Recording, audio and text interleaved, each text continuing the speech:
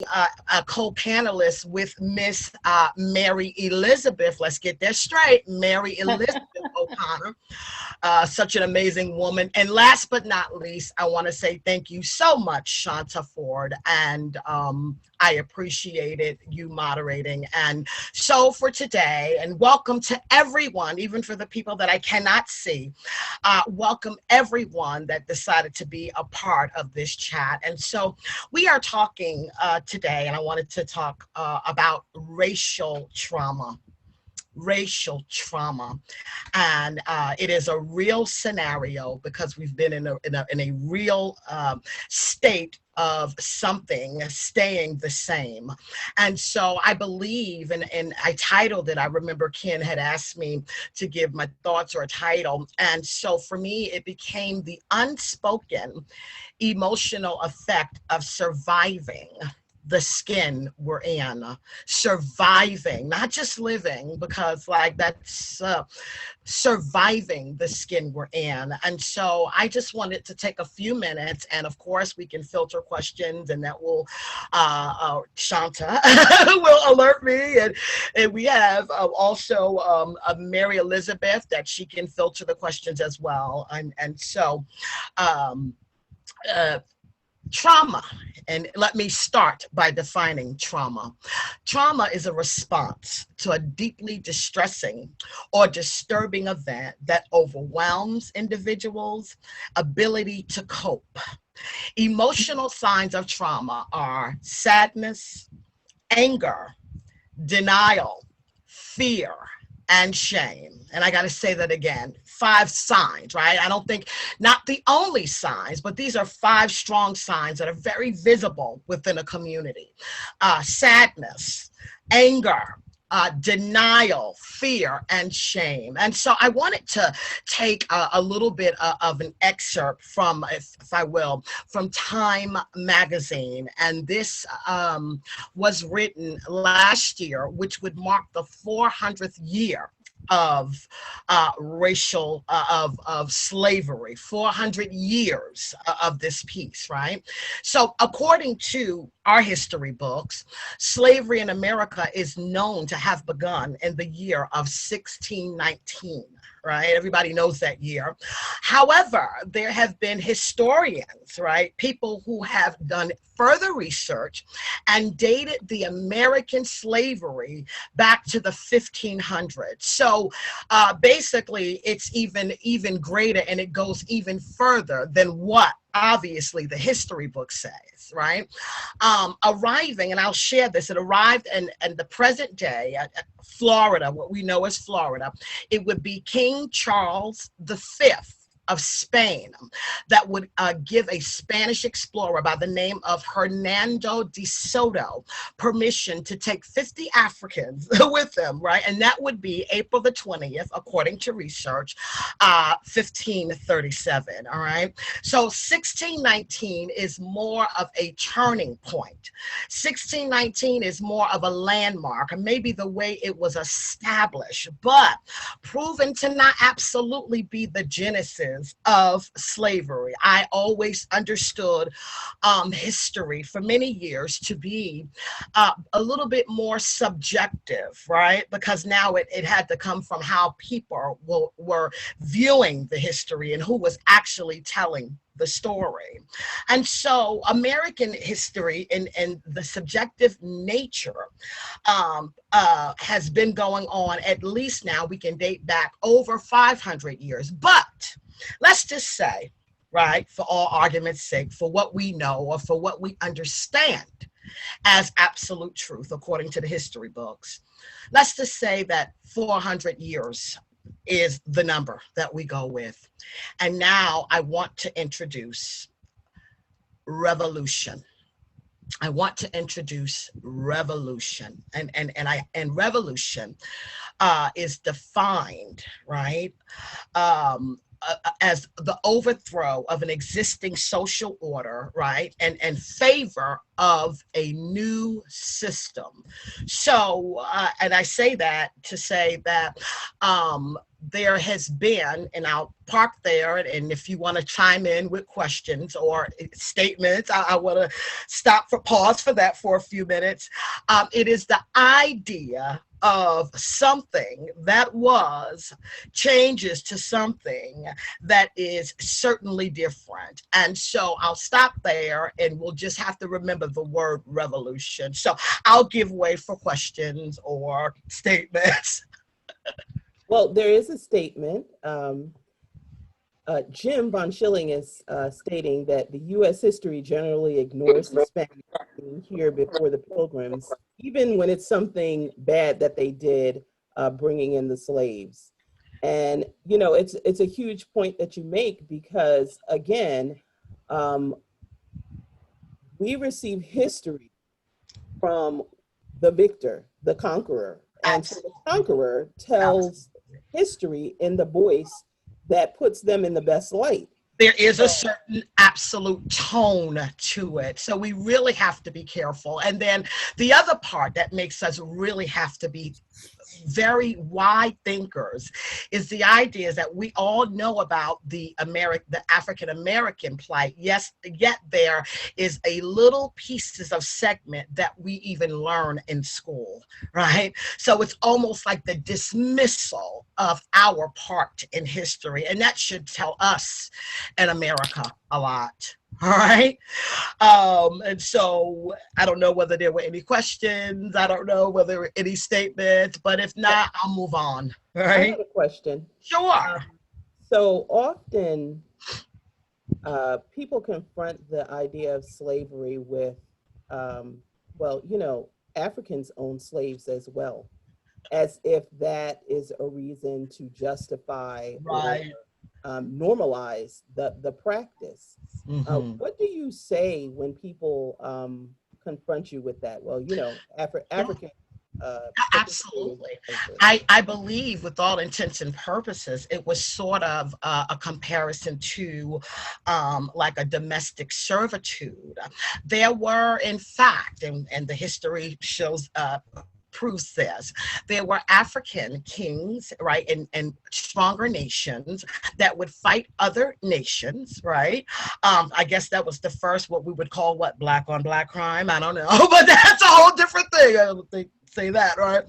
And within their region, the biggest, the most powerful one, and you would have to, you know, be enslaved and do some work and become a part of a servitude system. Now, this is what I've always felt from the bottom of my heart. I believe that it wasn't abnormal for the African kings to sell and trade their servants, right? I don't think for one second in my heart of hearts that they sold us with the understanding of what would take place in America. I don't believe that. I don't. There was and again, even why I'm even mentioning the idea of what I just mentioned in terms of in 1619, it was established different. It was a certain type of turning point, but clearly slavery had already existed. So a lot of times things can be one way, and what we do, we rename it, but it's the same thing. And so how we understand slavery in America for the last at least 400 years is not what I believe the African kings understood. They understood it the way they ran it, right? Some services, something, you know, some debt that you had to pay off. I don't believe in my heart of hearts that they understood what would happen when they said, well, go ahead and take them. Right? Because they were just operating in their custom and how they ran the servitude piece. You know, all right? I'd like to throw in my notion, and I think it proves itself over and over again historically over many centuries, that greed is really the root of all slavery. Absolutely. Certainly of the slavery of Blacks in America and well before America. Yes. And I think that really that's the pivotal piece. And that's really where the trauma begins. It begins in greed. Mhm. That's my notion for that moment. And it is a strong, and I believe it to be true, Mary Elizabeth. I mean, I want to get back, and I just want to compare something really quickly, and then I am going to digress. And I talked about this word revolution. So I wanted to bring up this. In 1952, the American Psychiatric Association published its first diagnostic and statistical manual of mental disorders, right? And on that list, if you can believe it, if you believe it or not, was homosexuality. Homosexuality from 1952 until 1973 was considered a mental disorder. By 1973, the DSM removed homosexuality as a disorder, and officially now by 1987, all traces of homosexuality being a disorder is now what we call history. I'm giving an example of revolution. In the 1980s, I was born, right? I remember the AIDS epidemic hitting, and it looked like there was a specific community that died rapidly. This is the 1980s, 85, 86. Thousands of people were literally, and some of you are old enough to remember, to hear it on the news, and when Rock Hudson, came out and, literally dying. Now, listen, thousands of people now, the same disease, now can live full and productive lives. I call that revolution, right? So from the homosexuality piece, and this is not to talk about what it is because we know that was covered, right, by a group of young people on yesterday. What I'm simply sharing is by 1973, they took it off. That was the year. That was a good year. It was the year that I was born. That's 47 years. Okay. The 1980s, AIDS, where it used to be an automatic death sentence, now people are living and thriving. That's no more than 35 to 40 years later. What racism in America has been is not revolution. It has simply been revision. Let me introduce that word. It has simply got stuck on revision. Cotton fields of yesterday have become modern day prison systems, right? It being illegal to teach a slave to read on yesterday is symbolized today with underfunded public schools. How many African American young men leave high school and they lack reading skills, they lack comprehension skills, but guess what? They know how to throw a ball. They know how to make a touchdown. Are you following the relevance in what I'm saying? There's no need for once upon a time, there was a group of men called packs. The packs were unleashed on runaway slaves. There's no reason for packs anymore. There's no reason for the Klan. It would then turn into something new, right? The Klan. Here we go with the renaming, okay? Now we have the police.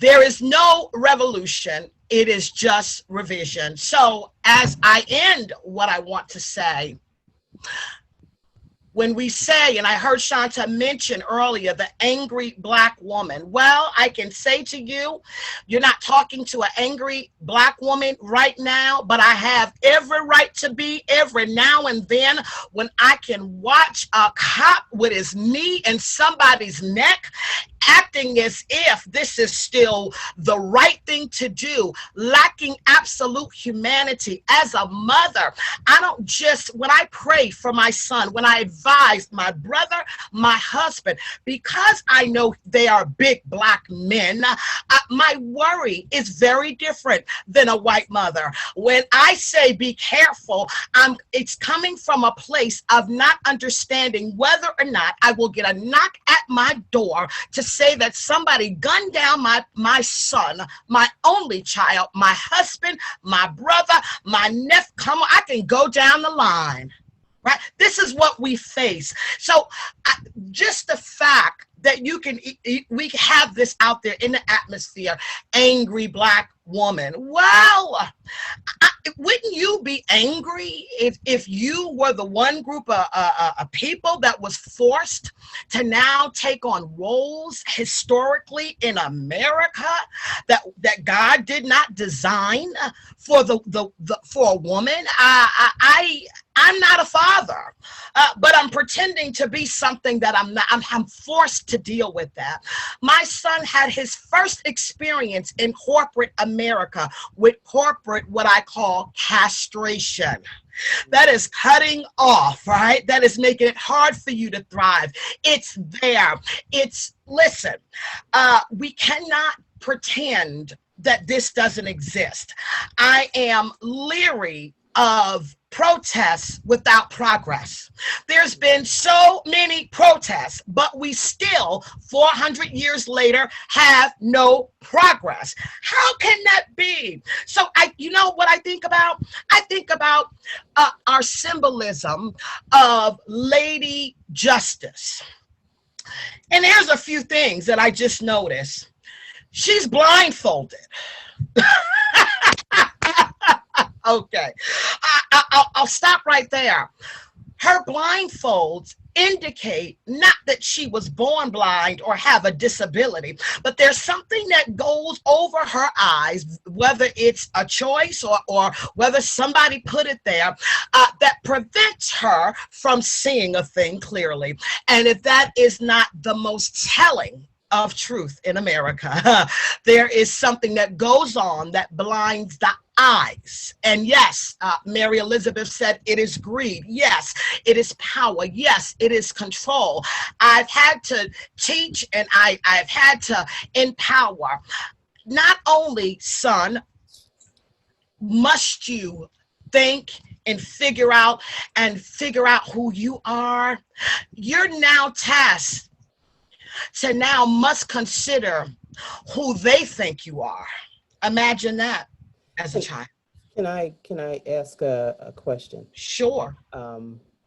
So recognizing, I love how you pointed. Do we not have shouldn't we be angry? We have the right. Why wouldn't we be angry? We have the right. But in that same breath, I know that anger is not the response that gets me the outcome that I want. No.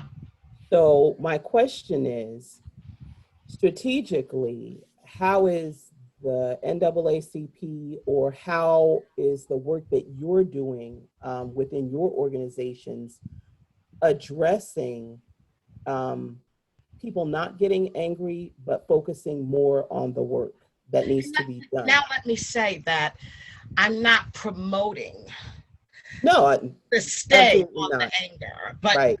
I don't know about you, but when I watch the news and I see what happens, initially I go through changes. I've gotten to the point that I have to shut it off so I don't become bitter on the inside, because a part of what I do requires love, right? Love for all humanity. That's what I've been assigned to do.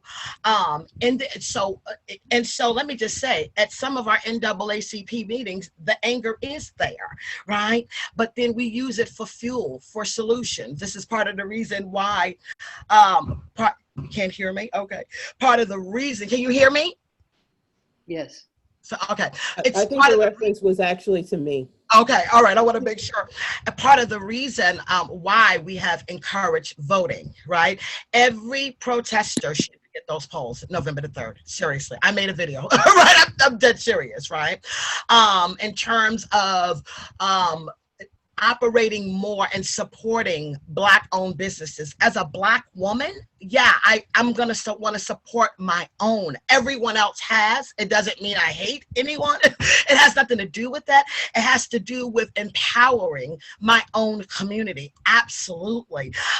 You know what? Sometimes I've even, you know, we have our voting registration. We push for that. We push for prison reform. I don't know whether you've ever heard about Ban a Box. Right, Ban a Box is an initiative that the NAACP really drove. So therefore, a young man that maybe committed a crime or did something stupid at 15 and 16 can have a way in just to get an interview. Okay. So, just so people get a better understanding, can you again explain what that is? Because it's important. Sure. There's everyone, and everybody up here probably is old enough to have had at least one job by now, right? And there's a part about your criminal history, and there's a little box to say, are you a convicted felon? Right? So we have fought to ban that off applications, because what that does, it enables the people that's looking at your application to not judge you as the person, but to judge you as your crime. Right? People are not there. That's huge. It's huge. People are, we are not our crimes. We are not our mistakes, right? We are not the sum total of any one instance. We are people that live, we make mistakes, things happen. But there is a such thing that is called redemption. And the Ban a Box gives someone that's interviewing the opportunity to feel the heart, judge the character, not just look at the box and say, nope, can't work here. Nope, can't even take an interview. This happens all the time. So we do get deeply involved in prison reform. Right? We have helped families. We have taken up a fund to deal with some of the things that happen all the time. Most of that stuff is not on the news. But this is the work that the NAACP, and by the way, I got to want to just say this, I have to shout out Esther Lee, which is such a dynamic leader. She is the leader of the Bethlehem chapter of the NAACP, and she, for many years, have been the voice and the stand-up in the Bethlehem area. And so it would have been remiss of me to not pay homage to her while I was up here. So I just wanted to say that. So I do have a quick question that just came in. Sure. Regarding the last topic about removing that question, someone was asking, what about crimes like rape? Mm-hmm. Okay. So in other words, is there any guidance? Are there certain crimes that are looked at? Are they categorized, or is it across the board? No. No. Okay, so let me answer your question. Ban a Box, the idea of removing that, the question of what the crime was doesn't come up because you're not required to really check the box. It's called Ban a Box, right? Now, here's the thing.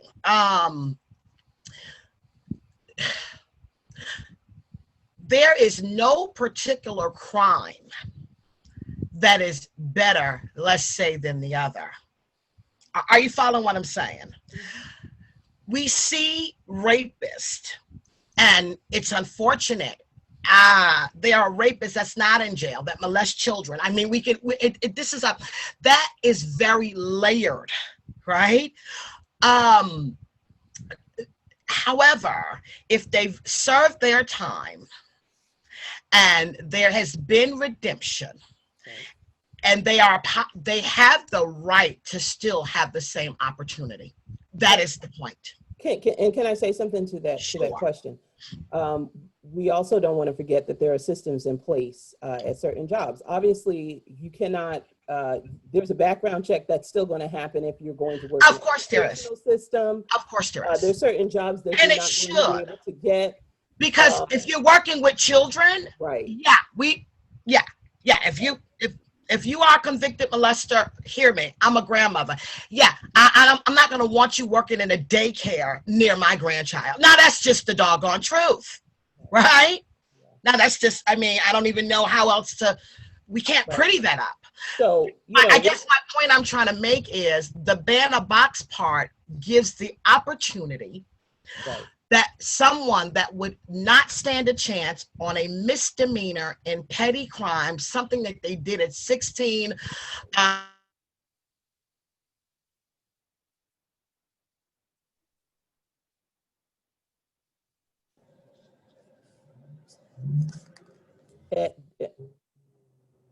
is everyone still hearing Pastor Cherry? I can hear you, but I can't hear her. Okay, I think you broke up for a minute. Okay. So with that, that's a great explanation. And I just wanted to add to that, the labeling of someone after they've actually gotten out of jail and hopefully going on to better their life, to further cripple them by if maybe my offense was, when I was 16, I smoked weed and got picked up for that. To lose the opportunity of work over a misdemeanor or a petty crime is criminal in itself, because it's labeling people and forcing them back into the direction that we don't want them to go. Right. Perhaps a life of crime. Again, no revolution, just revision. Right. And these are the cycles that keep happening over and over again. So Nah-tarsha, yes, I want to move to Mary Elizabeth. Yes, please. I'm watching the time. Yes. And I also want to give her introduction so everyone becomes familiar with her.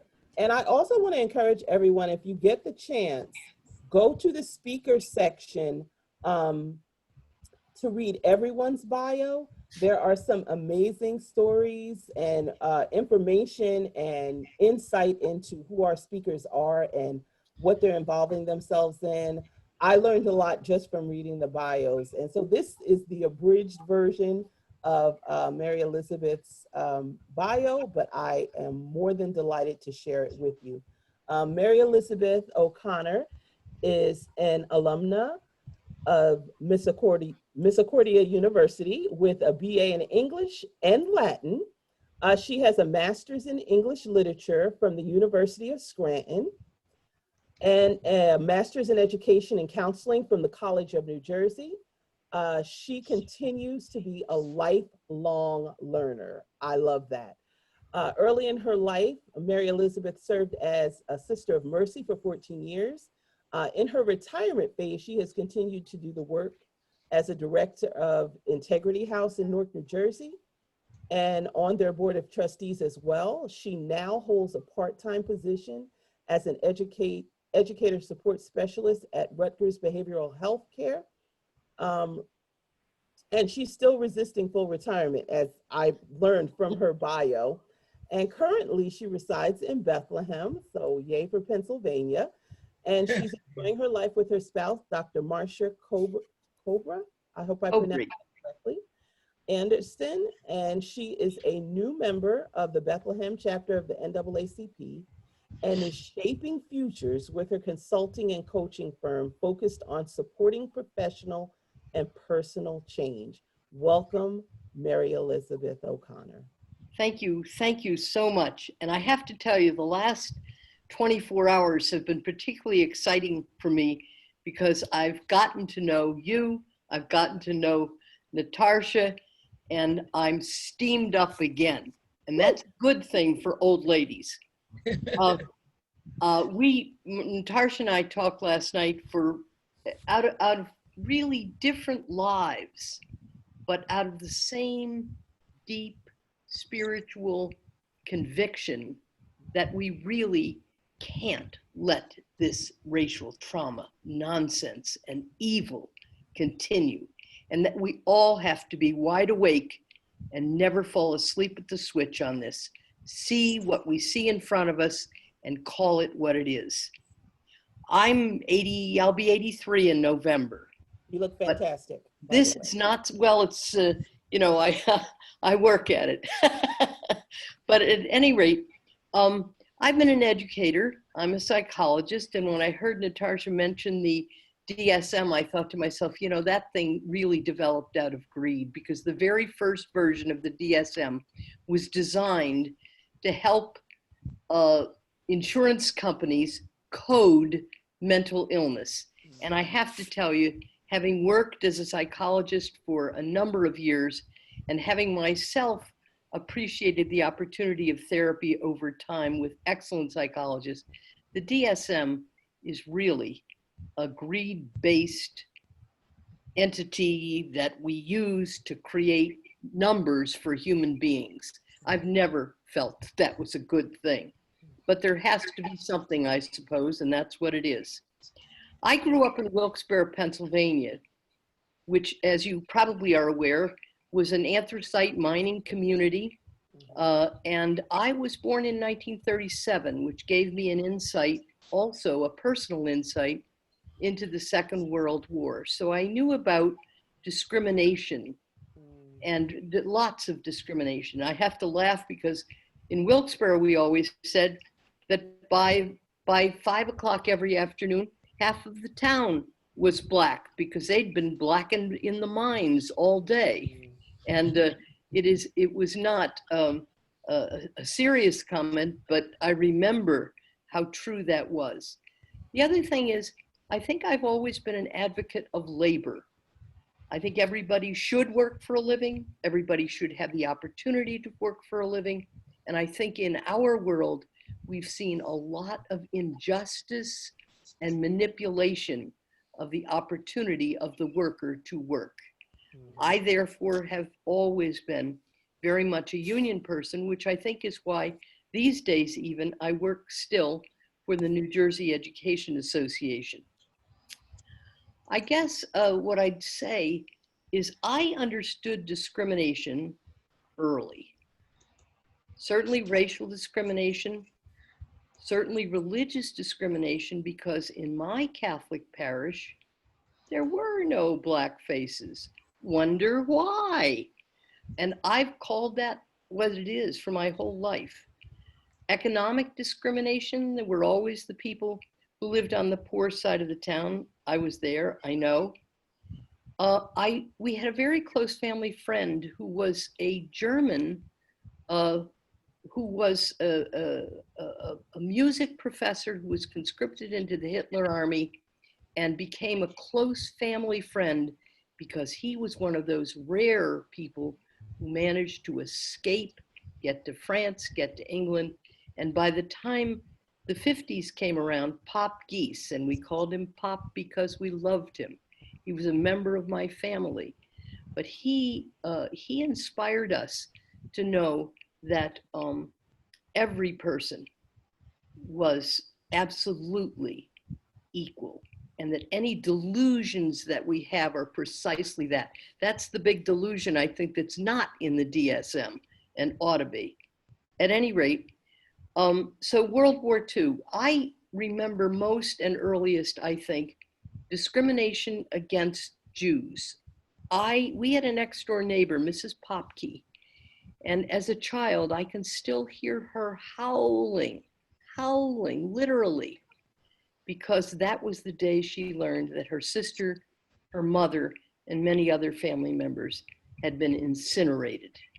And, you know, that just always hit me very, very much in the gut.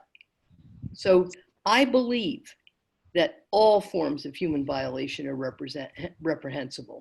And, you know, I was deluded. I thought that we had gotten a little bit smarter here in the United States until the current era, the current administration, and the militarization of police began to make it very clear that that's not true. I feel very strongly that we all have to be involved in the NAACP's battle against racism, and we all have to declare that Black lives matter. And I hate oh my, I shouldn't say that, but I hate it when I hear this nonsense about, well, all lives matter. You know what? All lives matter aren't challenged in the same traumatic ways. I taught high school. I remember I was a debate coach in Harrisburg in the 60s. And I was telling Nah-tarsha last night, I took a wonderful, bright kid to a national debate conference in Chicago. And as we stood in the hotel, waiting to be, waiting to register, I was the big mouth that had to go up to the desk and get all the kids registered. And the person at the desk in the Hilton Palmer House in Chicago looked at me and said, "Is that kid over there also with you?" He was one of my most outstanding, brightest kids, a kid by the name of Jim Riley, who walked away with national trophies for public speaking. And that jerk at the desk wanted to know if Jim Riley was with me. I was proud to say, absolutely.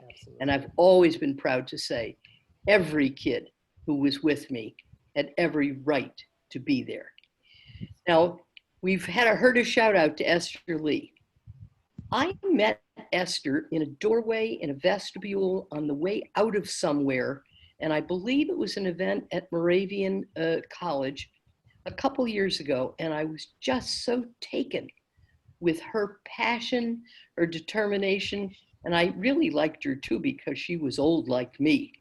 At any rate, and still terribly active. So anyhow, Esther just inspired me.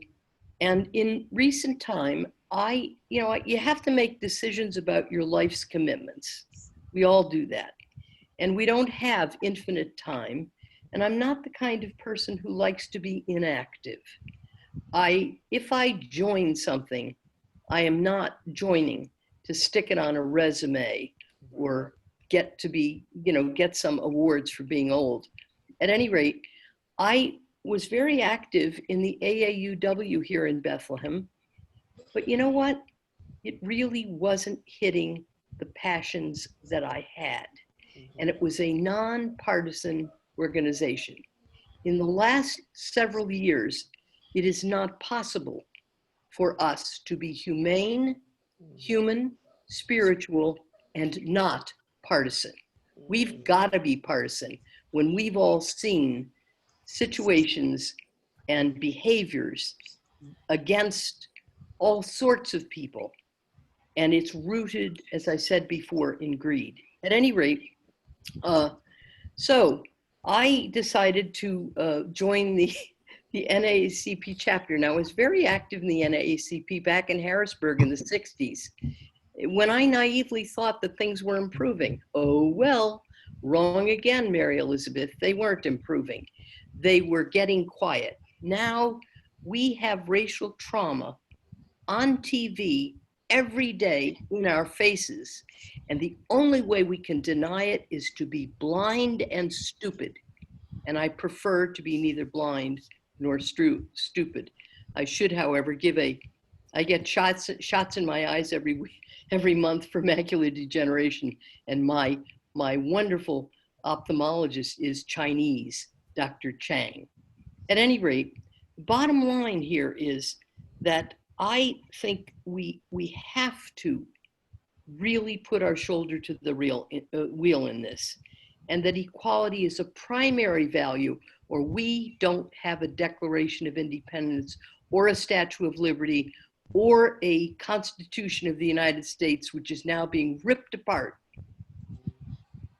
I deeply believe that. Now, Mary Elizabeth, if I could interject. Oh, do I get crazy? Stop me. Oh, no, you've been great. I just, I wanna pause to appreciate your perspective because you have history and you have skin in the game going back a long ways. And I often wonder to myself what people actually were around as adults in the 60s think about what's happening right now. There was a video shown at a protest in Palmerton, and in the video there's a person who's Trump supporter or protester who said, nobody alive remembers segregation. And that kind of like blew my mind because, I look at you, you remember segregation. I'm not that old, but I do remember that it wasn't till the 70s that my elementary school was desegregated. I remember. And it was a big deal. And for the most part, two things happened. White people who didn't want their children going to school with Black children went to Catholic school. If you could not afford to go to Catholic school, then you stayed in the public school. But it changed the dynamic, and it also took funding out of the school. So I just think people have, I don't know, what they believe happened in the 60s. And so when I hear someone shout, no one alive remembers segregation, it's baffling to me. It is. What is your historical perspective from your experience? Well, the comparison. I appreciate the question, Shonta. I have to tell you, it's kind of like a nightmare. Mm. I was in the Sisters of Mercy at the time. The Sisters of Mercy are a fabulous organization. I was teaching in Harrisburg at Bishop McDevitt High School, and we had about 1,400 kids in that high school until the riots in Harrisburg began. And then anybody who could, and many of the parishes, by the way, sponsored students to get them out of the public schools where discrimination was rife. Now, I'm a deep believer in public schooling. That's what I did for 25 years of my career. I think we all have to push our shoulders against the same wheel. However, I vividly recall that the literal complexion of that high school changed such that very quickly we had about 2,400 kids. And I can still remember that it just became obvious that we needed to teach Black literature, that our history couldn't continue to be this ridiculous history that lacked all kinds of reality and didn't look at racial truth. I am so grateful that I spent time in that high school where I really saw my eyes, my personal eyes, were opened to how many of our kids were undereducated, violated, and of course, discriminated against without doubt. And I loved the fact that I was in a high school that welcomed every kid. And that's where, by the way, my Jim Riley became a national public speaker as a high school student. That's always a thrill to me. So I remember that. I also remember what it was like even before that, the Martin Luther King world. One of the places that I went a number of years ago was down to Atlanta, and I took my nephew with me. And David, the custodian in Ebenezer Baptist Church, a lovely man, early on a Sunday morning, said to me, "Do you think your godson," because he's my godson too, aren't they all, would like to walk up into the pulpit? And I have to tell you, David is now 36, but I remind him frequently what a privilege it was to stand in the same pulpit that felt the feet of Martin Luther King. He was my hero. He is my hero. Some of my heroes, by the way, are dead. I also can tell you that I was up on the Penn State campus in State College as a speaker for an event on that particular evening that Martin Luther King was killed. And I wakened in a hotel room where I had failed to turn off the TV, and I could see the scurrying that was going on the second floor. I can't tell you what that was like for me. I remember getting up at 2:00 in the morning, and I may get a tear or two in this one, and driving home because I didn't want my Black students not to have support. And I wasn't thrilled about the substitute that was coming in. I was back in Harrisburg by 7:30 in the morning. so that I could be with my students.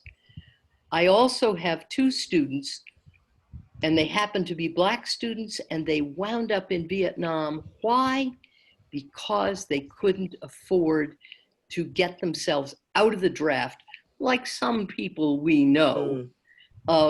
And I have to tell you, they both were just wonderful young men.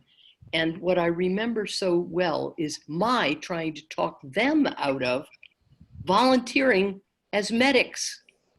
And I recall that Dennis Hunter, and I have to tell you, he was not the sharpest knife in the drawer, but he was one of the kindest, most considerate kids I ever met. He was shot coming down on a rope ladder to pick somebody up on the ground on a battlefield in Vietnam, and he is on the Vietnam Wall. And I have to tell you, every time I've gone there, I am still again at the funeral of Dennis Hunter in my mind, and he's my hero. I got a lot of heroes. I also want to throw one other little quick thing in, because I go on and on, so you might have to stop me, Shonda, and I'm never offended. That's okay. I'm going to give you that one, and then I have a question for you. My career in psychology has been inspired primarily. I was an educator for a long time, and then I decided to get some credentialing in psych because I wanted to be able to sit on a chair with one person or a few people rather than a whole classroom of kids that kept on moving like high school kids do. So I wound up at Rutgers, and my mentor at Rutgers was a guy by the name of Duncan Walton.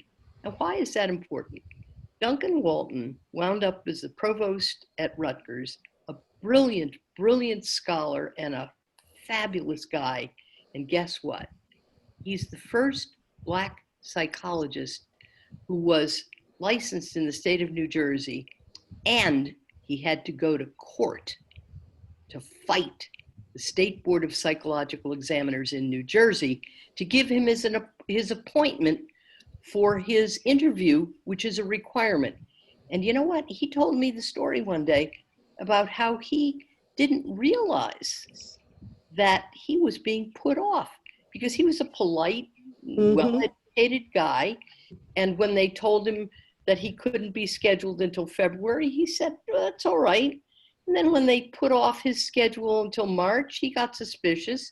And then when they canceled it because somebody was allegedly ill on the board, no.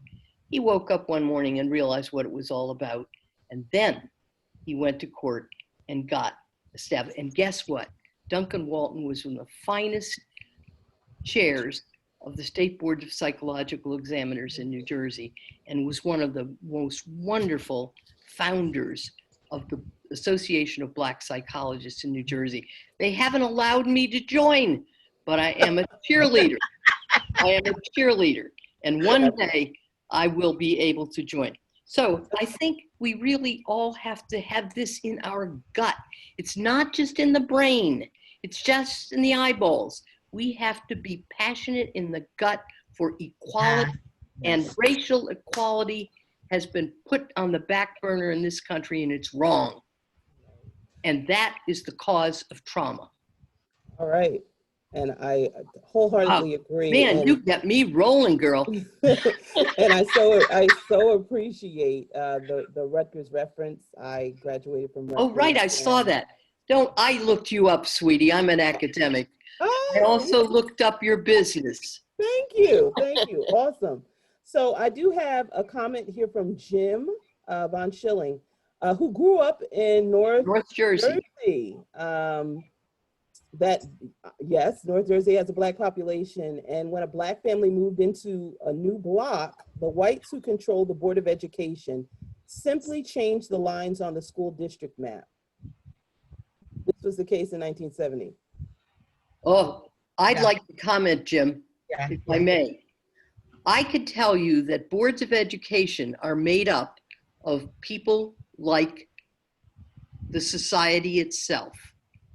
And we have to be very careful about whom we elect to boards of education. They control the lives of children. They plot and plan the lives of the community. Just as a little side note for me, in North Plainfield. Now, see, Plainfield is in Union County. And there are people, the first home that I bought in Plainfield. Why? Because I wanted to be where the action was. I wanted to be in the middle of it all. And then I took a job in North Plainfield because that was where the greatest amount of work needed to be done. I'm surprised I'm not dead by now, because when I tried to introduce Black literature into the English curriculum, it did not go smoothly, even with the department chair. We succeeded though, and I have to tell you, it's the right thing to do. Mm-hmm. This biased literature, biased language, biased history, it's all wrong. And biased sociology is the wrongest of all. And biased law and policing sucks. Anyhow, when I left— It all adds to the trauma. Sure. When I retired, which I did the first time, I'm a 3-time retiree because I'm a failure, but I retired. I love it. May you all be a failure in retirement.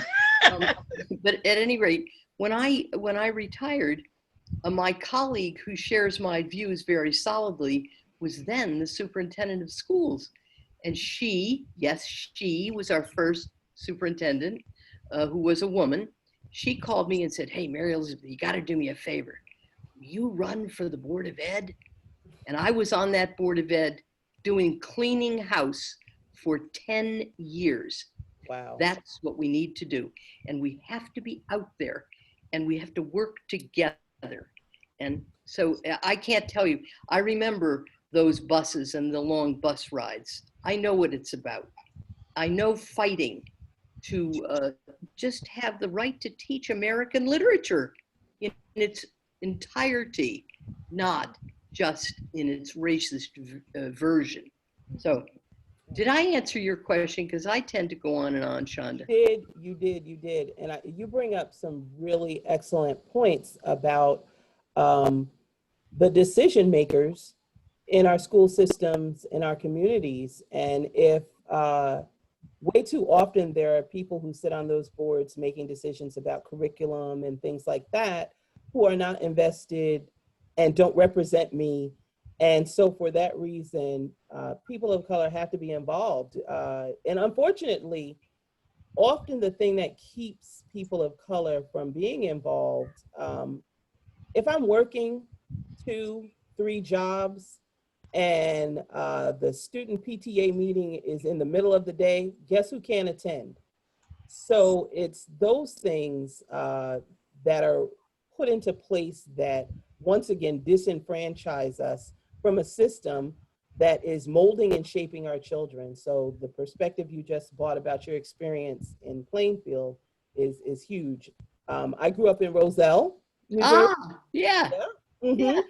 And so I can totally relate with the work that continues to be done. And believe me, I still feel like my New Jersey experience was definitely more diverse than what my daughter is experiencing here in Pennsylvania. Still a lot of work to be done. And You know, I want to, Mm-hmm. I'm sorry. I wanted to say, and this is interesting, there's this record keeping that is done in America, primarily to African American children. Why I'm piggybacking from what you're saying, Shonta. Parents, as much as possible, have to be involved. Advocates should come to the table. As a pastor, I have gone and sat in with a single mother just because I felt that there was some sense of mistreatment. And one of the things we love to pull out are grades, right?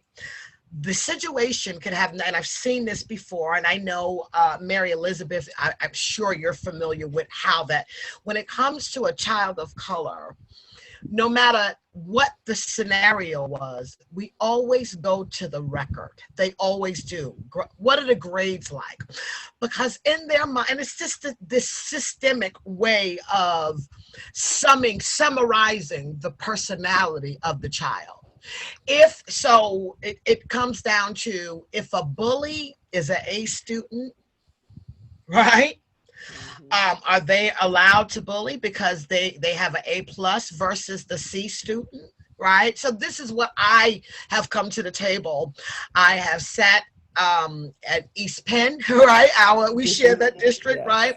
I have been in schools in Allentown, like here I go again. I am right.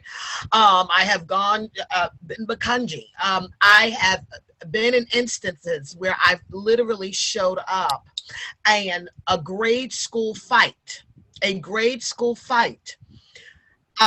has police there, state trooper.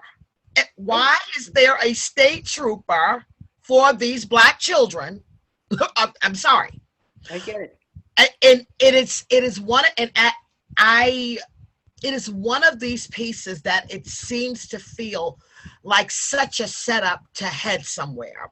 And I'll say this, the rate that America builds prisons, I promise you, they plan to fill them. Absolutely. So I want to do a quick time check. I want to make sure that we leave room for some questions. And since we're getting close to the close, I was hoping that we could take some questions off mic from our participants. So is there anyone who would like to ask Pastor Nah-tarsha or Mary Elizabeth a question regarding racial trauma? Don't be shy. You can also put your question in the chat if you prefer to do it that way.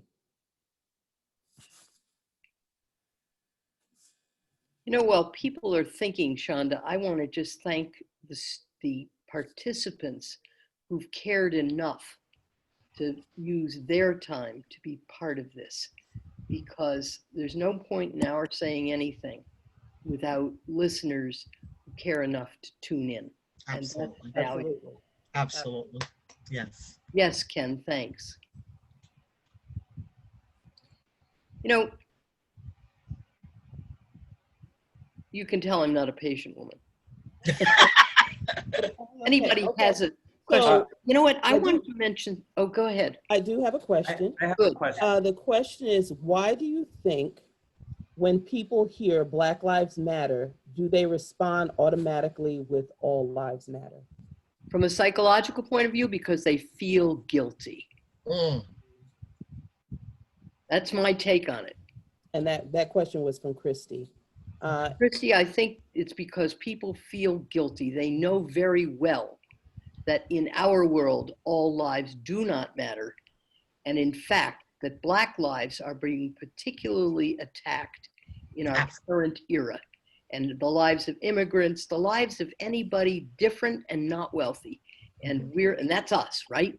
So, and it's crazy because we are vastly the majority and we need to fight back, and we have opportunities very soon. Now, I also want to just tell you that there are wonderful Black role models. I met James Baldwin one time. Wow. Oh, and you know how I did it? I pushed and shoved. That's how it was. It was at a Rutgers Newark event. I also, you know, Gwen Eiffel, whom I honored, Wow.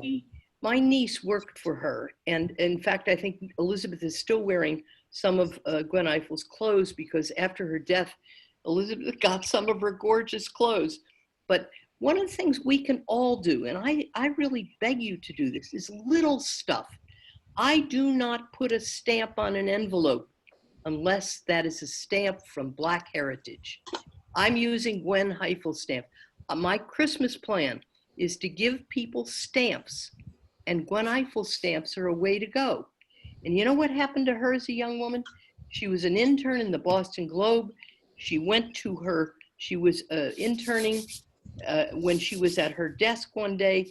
She left for a few minutes, she came back, and there was a sign on her desk that said, "Nigger, go home." And she took it right to the editor, and the editor said, "You have an automatic job when you graduate." That was the beginning. I watched Vivian Stringer fight back at Rutgers. Maybe you remember, the girls basketball coach. We all have to fight back. We can't let it just, and you know, some people think that being polite is not fighting back. Oh, Passive. that is anything but polite. Trust me. I want to slide one more question in there. Do please. The question is from Carolyn, who wanted to ask, what is the very first step I can take to help Black people and become a better advocate for the equality of people of color?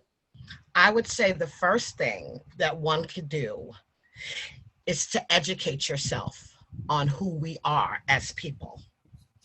Educate yourself, do the studying, and I'm talking about going past the history books, because in order to be passionate about something, there's a saying from the United Negro College Fund, knowledge is power, right? And even there's scriptures in the Bible that support that. And thank you so much, Carolyn, for even asking that question. That means that have a wonderful heart and a heart of humanity, which we both share. But the first thing you want to do is understand your subject. Understand it from not just history books, but really understand it. Understand the people that you want to advocate for, the plight, what has happened. There's so many things that have gone on. Racism is so multi-layered. Hear me. It is multi-layered. It's not just this is that. It's not just that is this. I mean, it keeps going. This is why there's no one way to eradicate race. It takes all it takes everybody, and it takes all, because it's so multi-layered. So thank you, Carolyn. And if I were you, I would just do research. And if you need any information, give a girl a call, because I can, right? So we have two more questions I want to get in, and then I have a final question. Maximillian McGuire says, didn't the government at some point spread racist propaganda in this country? I don't know if I asked the question correctly, kind of like spreading ideology in my country. I have a family from Russia, and they say that propaganda normally is forced on people. I think we're receiving a lot of propaganda right now. Absolutely. But, yeah, I certainly agree. Mary Elizabeth, I think of you because of your long history. And so could you speak to the use of propaganda then and now? Yes, I think of Hitler, and I live Hitler these days when I read some of what is happening in our government. Propaganda is rooted in denial of reality and in violation of other humans. And we certainly have seen a lot of that in the racial strife in this country. I just believe that we must stand up, and we must do it one by one. And we have to stand up no matter what our background, whatever our economic level, school situation, whatever it is. Maximilian, I think about the pain of the Russian people. I have very dear friends who are Ukrainian. I have many friends who have lived in the Soviet Union. And in fact, yesterday, I read a poem aloud at an event, and the title was by Yevgeny Yevtushenko, and it was called Lies. And the first line is, telling lies to the young is wrong. And we are sometimes still telling lies to the young. The other thing is we have to be careful not to divide us, because divide is to conquer. That's right. We have to unify. And I know Nah-tarsha and I talked about that last night for sure. And this is where we're going. We don't have world enough or time to really discuss this. Right. We have to discuss it by the way we live our lives. That's right. Okay. We have to discuss it. We're going to do one more question, and then I'm going to ask the final question, because the time is it's just going, and it's so good. It's exciting. Hard to wind it down. So this is a question, and forgive me if I mispronounce your name. Ramnavi? I'm probably tearing that up. Ramanvir. Thank you. As a person who has a difficult name to pronounce at times, I can totally appreciate it. Who says, as a younger generation, what can we do to help, wrong one. I almost lost it. I'm a member of the junior NAACP at my high school. How would you recommend for us to put our voice out there to other students and make them aware of what is going on in today's society within racism and other factors? Kudos to you. Kudos to you. Use what you use in this generation. Social media. It's the quickest way. Do that. You guys got that on lock totally. You know what? I think I use one strategy, and it is to intrude. When you go into the cafeteria, intrude if you see an all-white table, an all-black table. In the library, sit next to the black student and engage when you're not supposed to talk in the library. That's when to talk. Intrude, go there, and be on a one-to-one basis, human and helpful to one another. And don't look at anything but that we are humans. Okay, so here's my final question. I also want to thank both of you for bringing your wisdom, knowledge, talents, and experiences to the table. It has been greatly appreciated. My final question is this. What can Northampton Community College do, their community of students, faculty, administration, what can they do to support the issues you've addressed here today of racial trauma? What can the school and the body, the student body and faculty and administration do? Examine their conscience. Wow. Okay. Really look at it. Really look. And I think it's not just for Northampton Community College, it's for every educational institution, every social institution, every one of us. I think we have to be honest with ourselves first. And if we're not doing it right, we have to get on it. Okay, and Tarsha, would you like to add to that quickly? No, I don't think I really need to. That was a good one. I mean, okay. Well, I'm going to turn it quickly back over to Ken, just in case he has any final words to share. But I want to say thank you to everyone who participated today. Your questions are amazing. Thank you, thank you, thank you. Thank you, everyone. Everyone, thank you. Thank you, Shonta. You're welcome.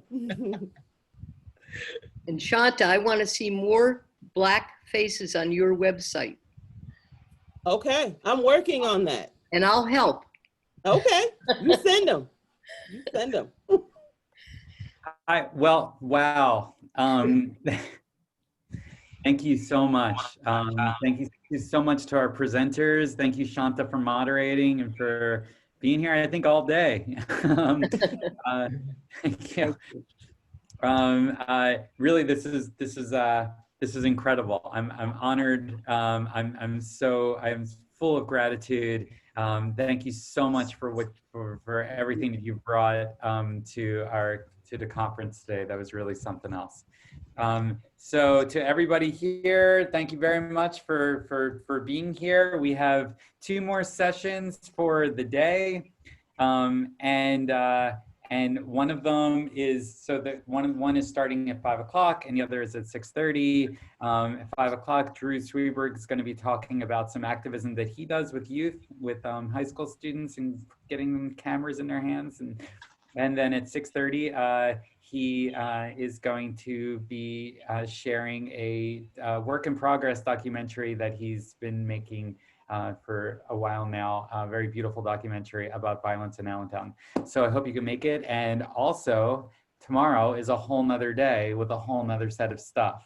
Please vote. So there are 10 things that I need you to do. 8 of them are to vote, and then 2 of them are to vote. So once you've done those things, then make sure that you leave time to vote. Okay, so have a great night, and I will see you all tomorrow. Go vote. Okay, bye. Thank you, Ken. Thanks, everybody. Thank you. Thank you for having me. Appreciate it. Thank you. Natasha, thank you, Mary God Elizabeth. bless you all. Thank you. You're welcome. I'm so grateful. Mary Elizabeth, follow us on Facebook. You'll Trust see me. more colors. I'm going to, sweetheart. Bye-bye. Take care. Take care. Right. Bye Bye-bye. to my students. See you next week. I miss you. Thanks, Ken. Thank you. God bless. God bless. I see Shalom Levy. God bless you. How you doing, Mary Elizabeth Carter? Good to see you.